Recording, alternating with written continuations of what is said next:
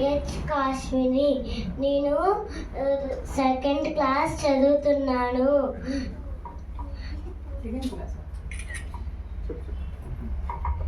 నేను ఒక స్టోరీ చెప్తున్నాను. ఒకరోజు ఒక ముగ్గురు పిల్లలు ఉంటారు. అక్కడ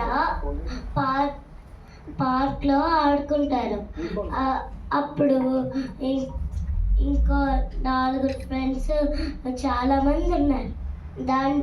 అక్కడ వాళ్ళొక స్కూల్ ఫ్రెండ్ ఉన్నారు. ఆ స్కూల్ ఫ్రెండ్ తన ఫ్రెండే కాదు. అయినా సరే పార్క్లో ఫ్రెండ్స్ అని ఆడుకున్నారు. అందరూ ఆడుకున్నారు.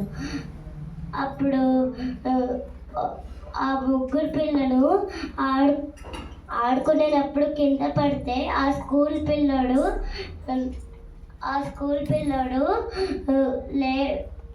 చెయ్యి పట్టుకొని లేపాడు. అప్పుడు చాలా థ్యాంక్ యూ అని చెప్పాడు. ఆ ముగ్గురు పిల్లలు చెప్పారు.